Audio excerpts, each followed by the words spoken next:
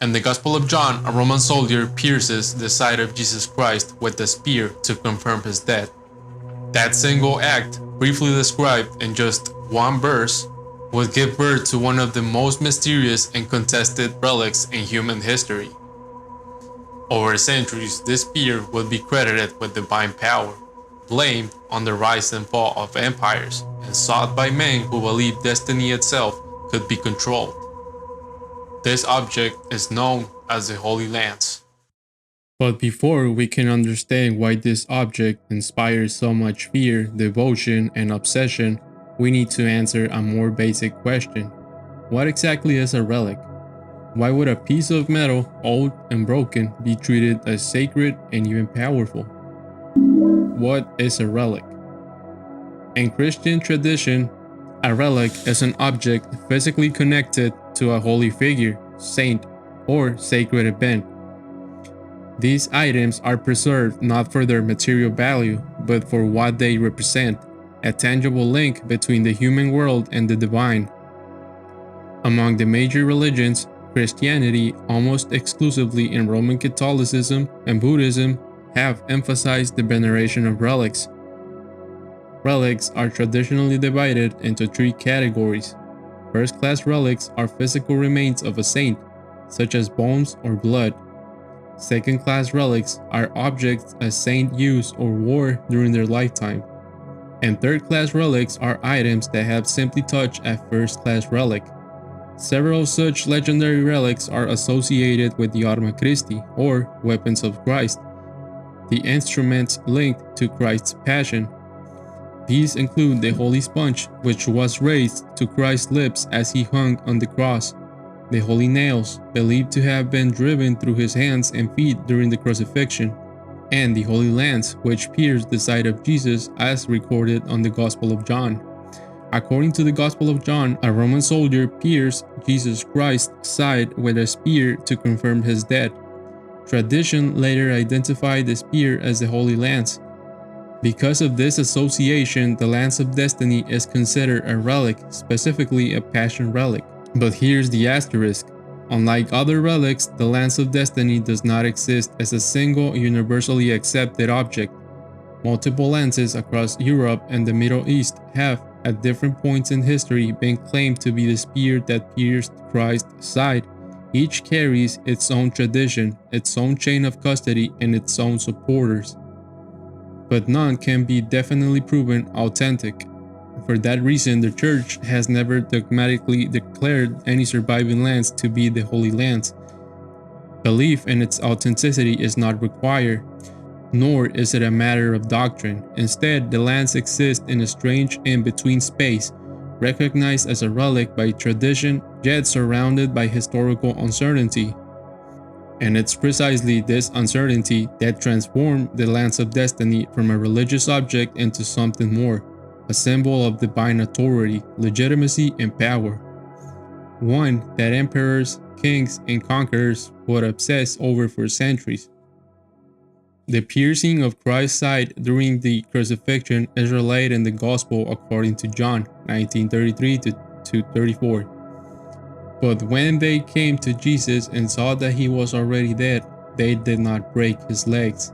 Instead, one of the soldiers pierced his side with a spear, and at once blood and water came out. This final wound to Jesus' body is the fifth of the 5 holy wounds of his passion, and the soldier has traditionally been identified as Saint Longinus. According to Christian legend, Longinus suffered from eyesight problems and was miraculously healed by the water and blood that fell from Jesus' side when he was pierced in the body. He is usually identified as the converted centurion in Mark 15:39, who stated, "Truly this man was God's son." The blind soldier myth. One of the most repeated claims about Longinus is that he wasn't a capable Roman soldier at all, that he suffered from poor eyesight, that he was considered unfit for the battlefield, and that this is why he was assigned to executions instead of the front lines. It's a compelling story, a blind soldier tasked with cruelty who pierces Christ, only to be healed by the blood that flows from the wound. But here's the problem. There is no historical evidence that Roman executions were handled by incapable or punished soldiers, or at least I couldn't find any. In fact, it's quite the opposite. Crucifixion was a public, politically sensitive act. Rome used trained, disciplined soldiers to carry it out, men trusted to maintain order and confirm death without error. The Gospels themselves never name Longinus. They never mention blindness. They simply say a soldier pierced Jesus' side to ensure he was already dead. The story of Longinus' blindness appears much later, in apocryphal text and medieval Christian tradition, and it wasn't meant as history, it was meant as symbolism. Physical blindness representing spiritual blindness, healing not just of the eyes, but of belief. In legend, Longinus doesn't just witness the crucifixion, he is transformed by it. And that transformation, more than the man himself, is what turned a nameless Roman soldier into a martyr or saint, and his spear into one of the most known relics in history. The popularity of the relics in Christ's Passion has led to the appearance of several versions of the relics.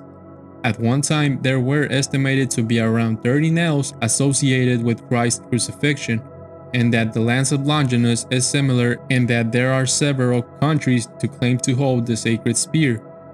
Some of these have been denounced as fake by the church, but there are still 3 spearheads that experts consider might possibly be the true spear of destiny.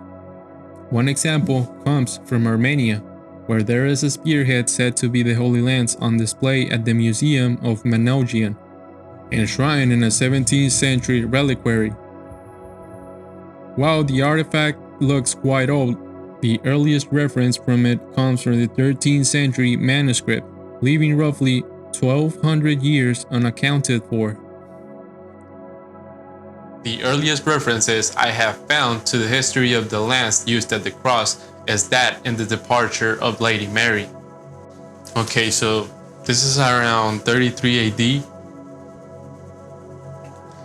Lady Mary came forth from her home and went to the tomb of the Messiah. Alright, so the Jews basically took the cross of Jesus Christ along with the other 2 crosses, the nails they used to fix his hands and feet to the cross, and the lance, and some ropes they used to mock him and basically hit them.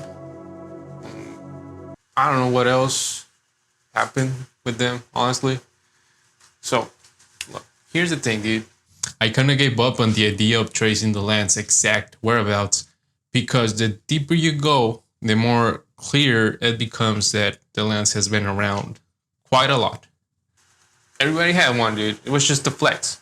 I don't know what to tell you, man. Just look at the wiki page. You're gonna see a list of names, a lot of them, dates. It's just confusing. I don't know. I don't want to, but I'm not gonna leave you on the blind. Some dude made a list of all of the owners that he could find. It's pretty good. I'm gonna put a picture of it if you want to read it and the name of the book, and hopefully I don't get copyrighted or something. If you start tracing the history of the Holy Lance, things get confusing really fast. Ancient pilgrims describe it in Jerusalem. Byzantine sources place it in Constantinople. Crusaders claim to discover it in Antioch. Medieval knights swear oaths on it. Emperors display it, popes receive it, and entire armies fight believing it's in their possession. So which one is real? The uncomfortable truth is that there isn't just one Holy Lance. There are several. Fragments, replicas, rival relics, each backed by tradition, political power, or religious belief. And this isn't unusual. Relics of the Passion were copied, divided, gifted, sold, stolen, and sometimes outright fabricated. In the medieval world, possessing a relic wasn't just about fate, it was about legitimacy.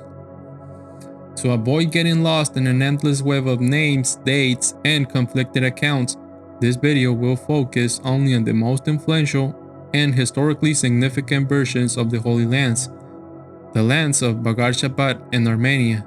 the imperial lance of Vienna. The lance discovered in Antioch during the First Crusade, and because legend doesn't exist without a myth, the version popularized in modern culture, especially through films like Constantine and Indiana Jones. The Siege of Antioch and the Holy Lance. To understand why the Holy Lance matters so much, we have to look at where it appeared, the Siege of Antioch. The siege began during the First Crusade, launched after Pope Urban II's call at the Council of Clermont. What started as a request from the Byzantine Emperor Alexios I for military aid quickly turned into a massive religious campaign aimed at reclaiming Jerusalem. On their way south, the Crusader army made a fateful decision. Instead of bypassing Antioch, they chose to take it. That decision nearly destroyed them. Antioch was one of the most heavily fortified cities in that region. Its walls were enormous, its defenses brutal, and the siege dragged on for months. Winter set in, food disappeared, horses, dogs, and rats were eaten. Some crusaders deserted, others starved to death outside the walls. Inside the city, the situation was just as grim. Supplies dwindled, fear spread, and loyalty fractured.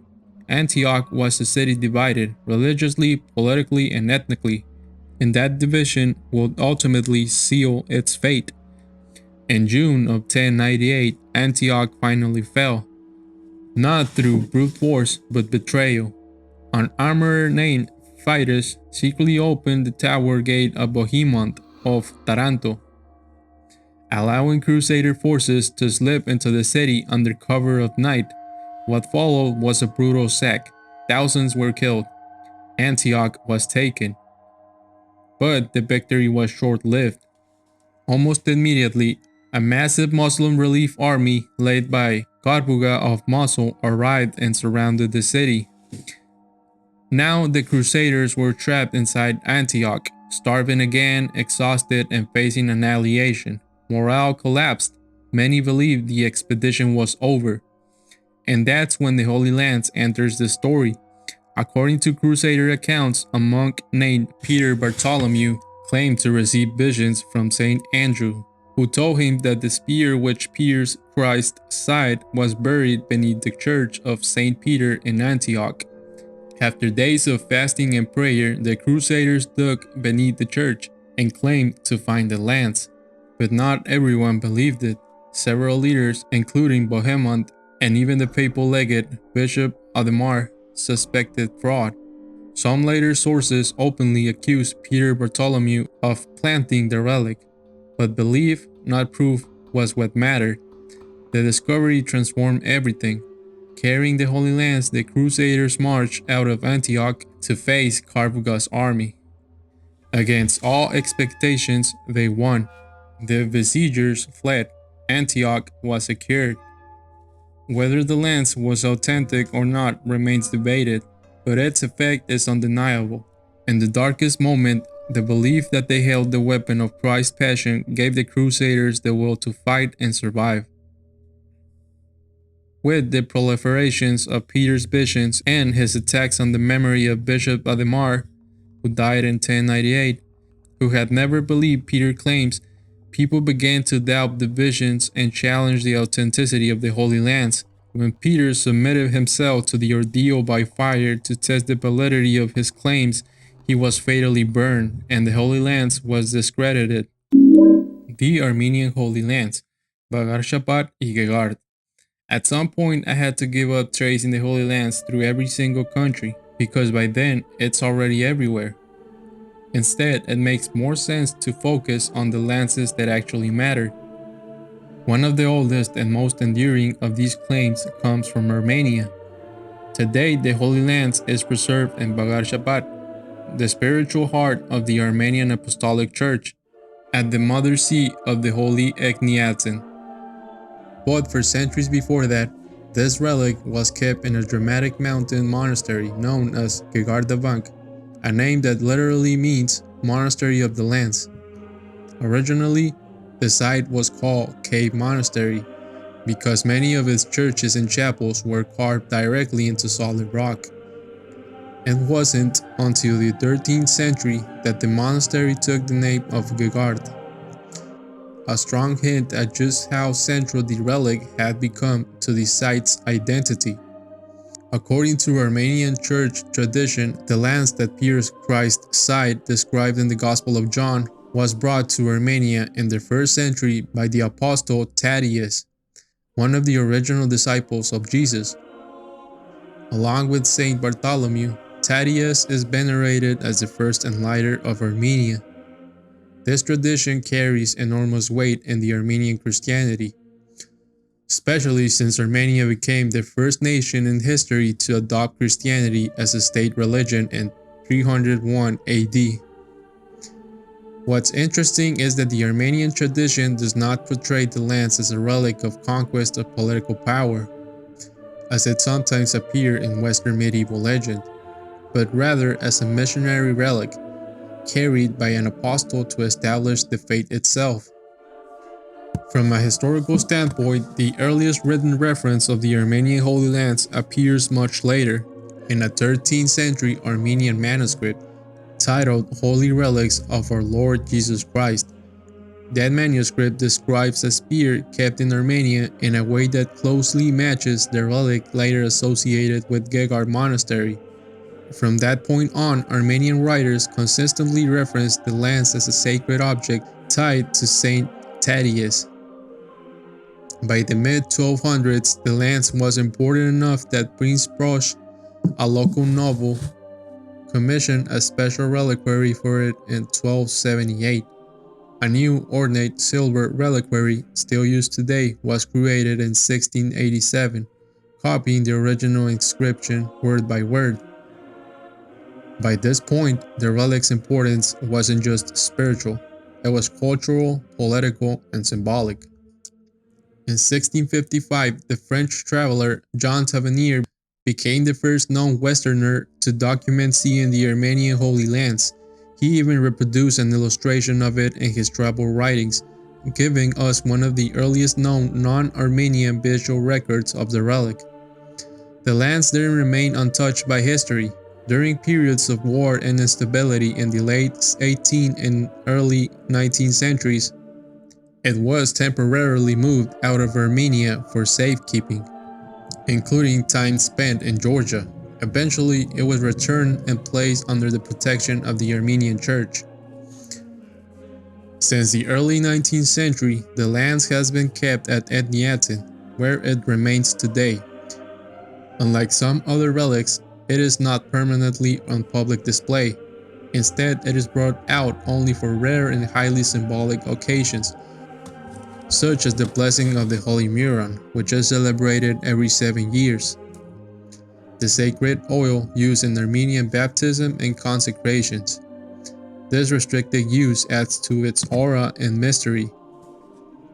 In 2011, the lance was temporarily returned to Gegard Monastery for the first time in nearly 2 centuries, where it was venerated in a special liturgical ceremony before being taken back to Etniatin, a moment that carried enormous emotional weight for the faithful. Like every claimed Holy Lance, its authenticity cannot be definitively proven. Scholars generally approach all such relics with caution, especially given the existence of rival lances in Vienna, Rome, and elsewhere. Still, what sets the Armenian lance apart is the continuity of its tradition, its deep integration into Armenian religious life, and the way it connects Armenia's national identity to the earliest chapters of Christianity. Authentic or not, the Armenian Holy Lance isn't just a relic. It's a symbol of apostolic legacy, survival, and faith carved into stone, history, and memory. The Vienna Holy Lance: History, Power, and Obsession. Among all relics associated with the spear that pierced the side of Christ, none is more famous or more controversial than the Holy Lance preserved in Vienna, often called the Spear of Destiny. It is the version most deeply embedded in European imperial history, modern conspiracy, and popular culture. Today, the relic is displayed at the Weltliche Schatzkammer, the imperial treasury of the Hofburg Palace in Vienna. What remains is only the spearhead, its wooden shaft long since lost.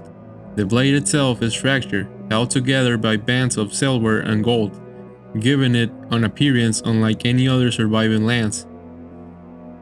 The most striking feature is a golden sleeve, added in the 14th century, inscribed with the words Lancea et clavus Domini, the lance and the nail of the Lord.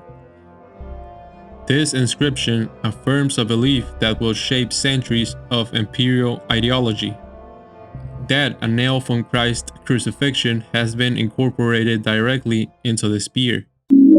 Origins: Constantine, Helena, and secret nails. The story of the Holy Lance begins not in medieval Europe, but in the 4th century, during the reign of Constantine the Great, the first Roman emperor to embrace Christianity. After Constantine's victory at the Milvian Bridge, an event he attributed to divine intervention, his mother, Helena, was sent to the Holy Land to locate sacred relics associated with Christ's Passion. Contemporary historian Eusebius of Caesarea, who wrote the life of Constantine, confirms Helena's pilgrimage and her discovery of holy sites, though he does not explicitly mention the Holy Lance. Accounts linking Helena to the discovery of the lance appear later, beginning in the 5th century, in the writings of authors such as Socrates, Scholasticus, Sozomen, and Theodoret.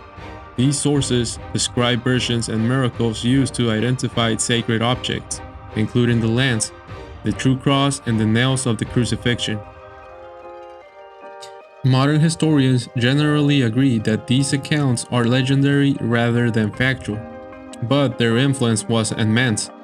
Once accepted, the idea that the nail from the crucifixion had survived and could be embedded into weapons or crowns reshaped Christian kingship. Saint Maurice and the Christianization of power. By the early medieval period, the lance became associated not with Longinus, but with Saint Maurice, a Roman officer of the Theban legion. Maurice and his soldiers were executed around 286 AD for refusing to sacrifice to pagan gods. While scholars doubt that an entire legion was massacred, there is strong evidence that Maurice and several companions were martyred, and his cult grew rapidly. By the time of the Holy Roman Empire, Maurice had become patron saint of soldiers, protector of armies, a symbol of righteous, divinely sanctioned warfare. The Vienna lance was identified as the lance of Saint Maurice, transforming it from a relic of Christ's suffering into a weapon of Christian authority. The lance as imperial regalia. The earliest secure historical references place the lance in royal hands during the 10th century. According to chronicler Liutprand of Cremona, Henry the Fowler, king of Germany, acquired the lance in 926. Whether he purchased it, inherited, or received it diplomatically remains debated. But from this point forward, the lance became inseparable from the German kingship. Henry carried it into battle against the Magyars in 933, and following his victory, the lance was treated as a talisman of divine favor. His son, Otto the Great, continued this tradition, and was even blessed with the lance by Pope John XII, using it to affirm Otto's claim as Holy Roman Emperor. By 1000 AD, Emperor Otto III ordered a nail believed to be from the crucifixion to be inserted into the blade. Replicas of the lance were gifted to rulers such as Boleslav I of Poland and Stephen I of Hungary. From this point onward, possession of the lance equaled legitimacy. It was carried at coronations, parade with the imperial crown, orb, and sword, and believed to guarantee victory in war. Fredrick Barbarossa and the growth of the legend. One of the most famous possessors was Fredrick Barbarossa, the 12th century emperor who sought to restore imperial power across Europe. Barbarossa reportedly attributed his success to the lance. His sudden death during the Third Crusade after falling into Salef River fueled legend. According to history, he lost hold of the lance shortly before his death, strengthening the belief that the spear granted power but demanded loyalty. From this point, the legend hardened into a curse. Whoever holds the lance will shape the destiny of their world. Whoever loses it will fall. Keep this in mind, dudes. From relic to obsession, Hitler and the spear. No modern figure is more closely associated with the Spear of Destiny than Adolf Hitler. While the history of the spear is grounded in medieval kinship, its modern infamy is rooted in a dark, persistent legend. Popular accounts, most notably by 20th century author Trevor Ravenscroft, claim that a young Adolf Hitler first encountered the lance in 1912. According to this myth, as a struggling artist in Vienna, Hitler stood before the relic and experienced a clairvoyant revelation of his own world-conquering destiny. However, historians note a striking detail. Hitler never mentioned the spear in Mein Kampf, nor in any of his official speeches. The Spear of Destiny as a mystical talisman was a story largely constructed after the war, a shadow cast back in time to explain the inexplicable rise of a dictator. After the Anschluss in 1938, Hitler ordered the imperial regalia transferred to Nuremberg, placing the lance on public display as a symbol of German destiny. Nazi leaders, especially Heinrich Himmler, became increasingly obsessed with relics tied to mythical Aryan power, blending medieval symbolism with occult ideology.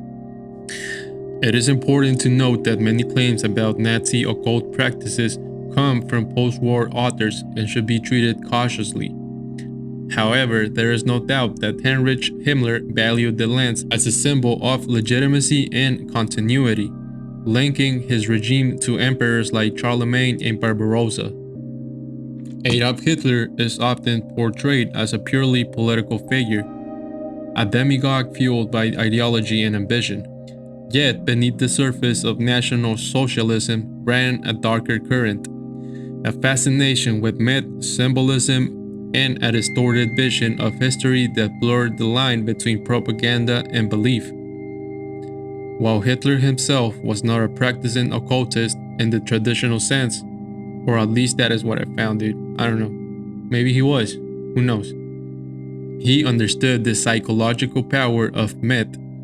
After Germany's defeat in World War I and the national humiliation imposed by the Treaty of Versailles, he believed that German people required more than political reform. They needed a spiritual and cultural rebirth, a story that explained their suffering and promised future greatness. To achieve this, the Nazi leadership, particularly Himmler, head of the SS, began constructing a mythological identity for the German people. This narrative claimed that modern Germans were descendants of a superior Nordic Aryan race, an ancient people destined to rule by blood and heritage.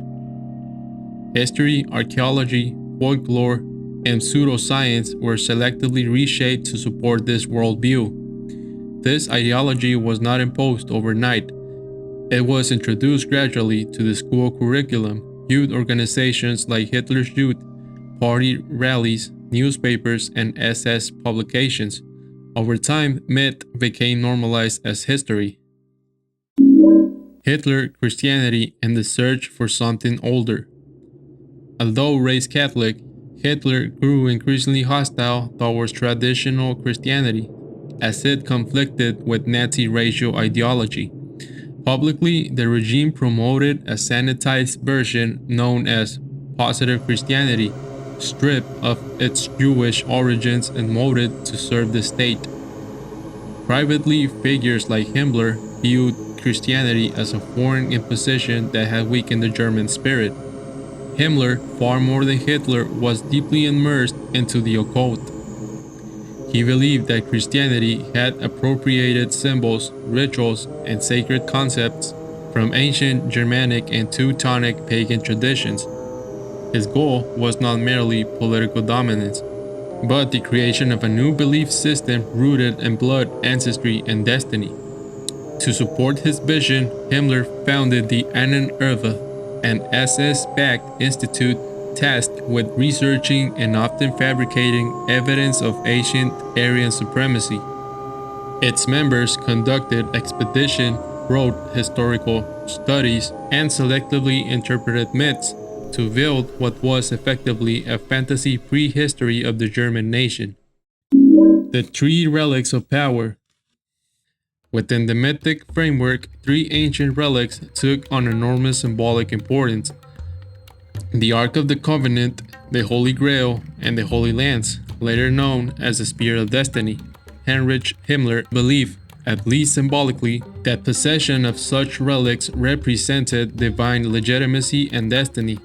While modern historians debate how literally he believed in their supernatural powers, there is no doubt that these objects held immense psychological and ideological significance within the Nazi worldview. Popular culture later immortalized these ideas in Steven Spielberg's Indiana Jones films, Raiders of the Lost Ark. Indiana Jones, played by Harrison Ford, attempts to stop the Nazis from obtaining the Ark of the Covenant, and The Last Crusade, where he attempts to stop them from obtaining the Holy Grail. Though fictionalized, these movies drew inspiration from genuine Nazi obsessions with relics, archaeology, and mythic power. Don't fuck with me! I have the power of God and Destiny. stay on my side! Wait, Holy Grail and the Aryan Knighthood. Among these relics, the Holy Grail occupied a unique place in Nazi mysticism. Medieval Grail legends, especially those linked with Germanic traditions, were interpreted as evidence of an ancient Aryan knighthood, a racially pure elite entrusted with sacred knowledge. Himmler envisioned the SS as a modern incarnation of this order. SS recruits were required to document their genealogy, often back at least 175 to 200 years, to prove unbroken Aryan ancestry. These men were intended not merely as soldiers, but as the future aristocracy of the new German Empire. Marriage, reproduction, and even childbirth were regulated under SS racial policies. The Grail in this mythos was just not a cup. It symbolized immortality, divine favor, and racial purity. The Ark of the Covenant and forbidden power. The Ark of the Covenant, described in the Old Testament as unleashing deadly force upon those who mishandle it, fascinated Nazi occult thinkers. Some within the Ahnenerbe speculated that the Ark might represent an advanced technological device rather than a purely religious artifact. In French Nazi speculation, the Ark was imagined as a weapon, power source, or even a means of communication with ancient godlike beings. Wacky stuff, man. Wacky stuff. These ideas were never mainstream science, but they reveal how deeply myth, technology, and racial fantasy had become intertwined in Nazi thought. Walter Joanne Stein and the occult allegation.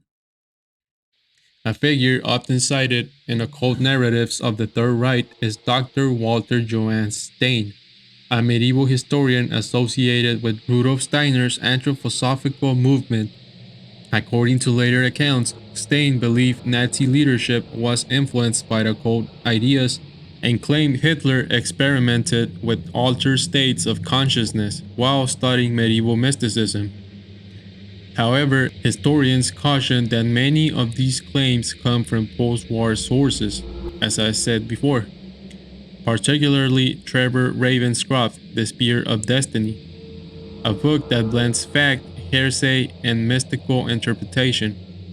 While Ravenscroft's work is influential, it is also widely disputed by academic historians. What is verifiable is that Nazi leaders used symbolism, ritual, and myth deliberately, whether or not they believed in their literal power. Himmler Wewelsburg, and the Spear. Perhaps nowhere was this obsession more visible than Wewelsburg Castle, Himmler's chosen spiritual center of the SS. The castle was redesigned to serve as a ceremonial hub, complete with runic symbolism, ritual chambers, and a crypt intended for elite SS leaders. Himmler believed himself to be the reincarnation of King Henry I, the Fowler, a medieval German ruler associated with the legend with the Holy Lance. Whether symbolic or sincere, this belief shaped his fixation on the spear. The architecture of Wewelsburg itself reflected this obsession, with some claiming its layout symbolically resembled a spear aimed towards the future of the Reich. Notably, Indiana Jones and the Last Crusade modeled one of the castles after Wewelsburg, a rare case where Hollywood's fiction brushed close to historical reality. The American discovery of the Spear of Destiny, search for stolen art and artifacts. Alright. As the Third Reich collapsed in the spring of 1945, Allied forces uncovered a second war being fought beneath the ruins of Europe, a war of culture, memory, and symbols of power. Across Germany and Austria, the Nazis had hidden thousands of stolen artworks, relics, and historical treasures in bunkers, salt mines, and medieval vaults. To recover them, the US Army created a specialized unit, the Monument, Fine Arts, and Archives Program, later known as the Monuments Men. One of the men drawn into this search was Lieutenant Walter Horn, the unlikely hunter. Horn was a German-born medieval historian who had escaped Nazi Germany years earlier and had rebuilt his life in the United States. By the time World War II erupted, he was a respected art history professor at the University of California. After joining the US Army, Horn was assigned as an intelligence interrogator. Following the capture of Nuremberg, he conducted what initially seemed like a routine questioning of a German prisoner of war, Private Fritz Huber, of the 2nd Panzer Division. During the interrogation, Huber casually mentioned something extraordinary, a hidden bunker filled with stolen art and artifacts, objects too important to be destroyed and too powerful to be abandoned. Horn filled the report, expecting little to come of it. Instead, days later, he was summoned and reassigned. The Monuments, Fine Arts, and Archives Program. Horn was transferred to the MFAA, an elite Allied unit charged with locating, authenticating, and returning cultural treasures looted by the Nazis. The operation had the backing of top Allied command, including General George S. Patton Jr. The goal was not punishment, but restoration. Allied leadership believed that returning cultural artifacts to their rightful nations was essential to rebuilding Europe's shattered identity. Horn's first and most important mission was to locate the crown of jewels of the Holy Roman Empire. The Holy Roman Empire and its relics. The Holy Roman Empire, stretching across modern-day Germany, Austria, Poland, Hungary, and beyond, had ruled much of Central Europe for nearly 1,000 years. Its authority was symbolized by a collection of sacred regalia: the imperial crown, the scepter, the ceremonial sword, and most importantly, the Holy Lance. These objects were more than historical artifacts. 2 generations of Germans, they represented legitimacy, continuity, and divine authority. The missing jewels. When Allied forces located a hidden vault beneath Nuremberg, they recovered part of the imperial regalia, but not all of it. Several key items were missing. Horn embarked on a 3-week search across war-torn Germany, driven by an urgent fear shared by Allied intelligence. The remnants of the Nazi movement might attempt a symbolic rebirth, rallying around these ancient relics, much like medieval orders have done centuries earlier. Some feared the resurrection of a mythic past, even whispers of a reborn Teutonic knighthood. The spear is found. For an investigative trial ultimately led Allied forces to a deep underground vault, hidden beneath medieval stone and modern fortifications. There, General Patton's Third Army recovered the missing treasures, including the Holy Lance. There it remained until April 30th, 1945 at 2:10 p.m., when American forces recovered it. Hours later, Adolf Hitler was dead. Authentication and control. Patton ordered the spear's history traced and its authenticity examined. Experts confirmed that the relic recovered was the same lance preserved for centuries within the Holy Roman Empire's regalia. But possessions of the spear sparked conflict. Three factions claimed ownership. The ownership battle. Germany's claim argued that the regalia belonged to the city of Nuremberg, citing imperial decrees dating back to Emperor Sigismund. Austria's claim, led by Chancellor Karl Renner, asserted that the relics belonged to Vienna's Hofburg treasury, based on Allied restitution laws stating that artifacts removed from the 1938 Anschluss must be returned. The American position, championed by Patton himself, rejected both arguments. Patton contended that Austria had been complicit in Nazi leadership and therefore forfeited its claim. The standoff lasted months.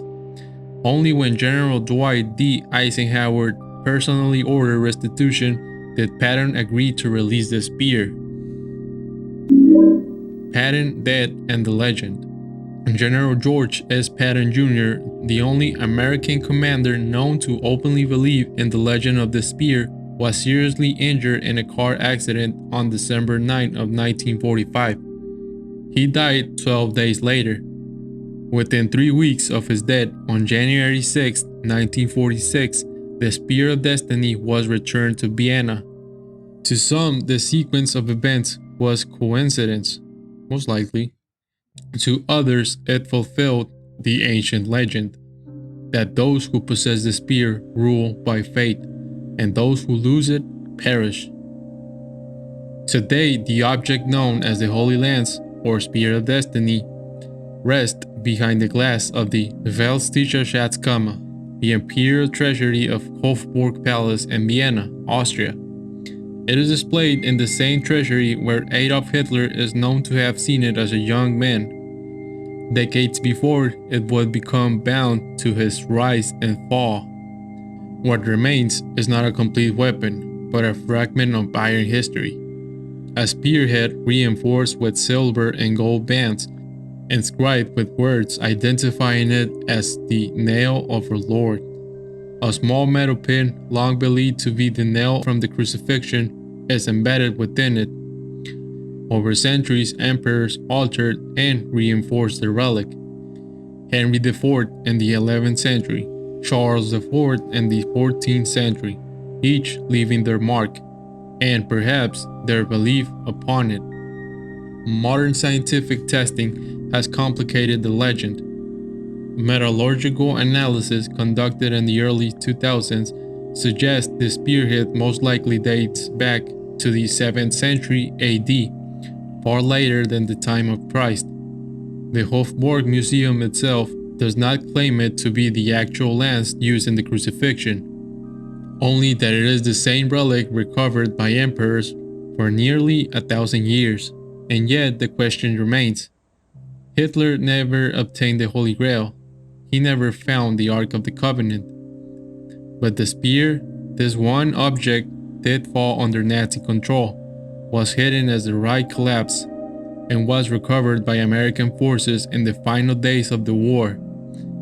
Its return to Vienna was delayed, debated, and resisted, most notably by General George S. Patton Jr., a man who openly believed in destiny, reincarnation, and the cyclical nature of history. Officially, the spear was returned, Officially, the story ends there, but over the decades, writers, researchers, and television documentaries have proposed theories, unproven and controversial, like the television show Legend Quest Holy Lance, which aired on History Channel on the 27th of July of 2011. In the show, they say that more than one lance might have existed, or that the relic returned to Vienna was not the same recovered in Nuremberg. Others suggest no deception at all, only coincidence amplified by belief.